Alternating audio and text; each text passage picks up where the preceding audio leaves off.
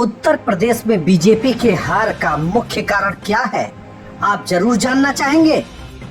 उत्तर प्रदेश में बीजेपी के हार की सबसे बड़ी वजह क्या है, हम आपको दिखाते हैं एक एक्सक्लूसिव रिपोर्ट। चुनाव के मैदान में जेपी नड्डा का आरएसएस के खिलाफ बयान, यानी बीजेपी यानी कि प्रधानमंत्री नरेंद्र मोदी और अमित शाह, जो भारतीय जनता पार्टी के चाणक्य कहे जाते हैं, के लिए बहुत बड़ी चुनौती बना, जिसका रिजल्ट आज सबके आंखों के सामने है।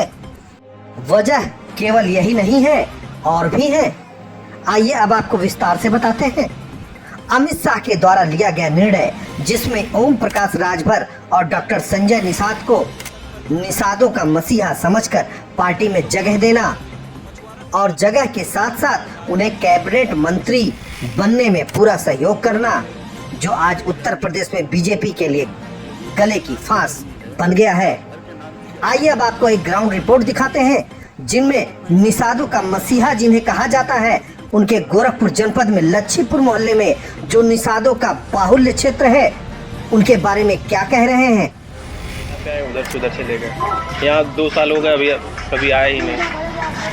इस बार हम लोग का यही है काजल निषाद को। तो संजय निषाद को तो हम जानते नहीं हैं, हम तो योगी जी के भाई सटे हैं, तो योगी जी को जानते हैं, और हम तो योगी जी का वोट तो योगी जी को ही देंगे। और हमारे वहाँ समस्या यही है कि कोई सुनने वाला नहीं है, सर सफाई हो नहीं पाता है, और गांव का विकास भी नहीं हो पा रहा। संजय निषाद कभी आए ही नहीं यहाँ, उनकी रैली थी, मंदिर में तोड़ फोड़ हुई, लोग मार खाएं, ये हुई, इसी गांव कहीं भागे, फिर भी उन्होंने कभी देखा नहीं कि यहाँ भी हमारी बिरादरी है, तो हम उनको क्या जाने।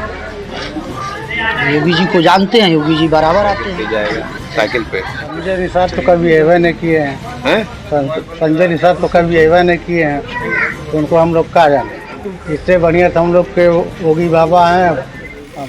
तो देखा आपने, निषादों के वोट को बैलेंस करने के लिए अमित शाह ने डॉक्टर संजय निषाद को उत्तर प्रदेश का कैबिनेट मंत्री बनाया, और डॉक्टर संजय निषाद अपने बेटे को ही निषादों के क्षेत्र में निषादों को एकजुट नहीं कर पाए और सीट गंवा बैठे, और राजभर भी अपने बेटे की सीट नहीं बचा पाए। तो देखा आपने अमित शाह का यह कमाल, जिसने बीजेपी के कमल को खिलने से ही रोक दिया। देश की राजनीति का सबसे बड़ा पिलर उत्तर प्रदेश है, और उत्तर प्रदेश में ही अमित शाह ने यह गलती की, मनमानी तरीके से उत्तर प्रदेश को डुबोया, बल्कि देश की राजनीति को एक अलग माहौल दे दिया। उत्तर प्रदेश के मुख्यमंत्री योगी आदित्यनाथ को भी नजरअंदाज करना और आरएसएस को भी नजरअंदाज करना आज बीजेपी के लिए महंगा पड़ गया। देश की राजनीति में हलचल पैदा करने का जिम्मेदार कोई और नहीं, सिर्फ वही लोग हैं जिन्होंने इन सभी को नजरअंदाज किया। मगर जो भी हो, इनकी गलतियों के बाद भी इन्हें मौका एक बार मिल गया, लेकिन ऐसा बार बार नहीं होता है।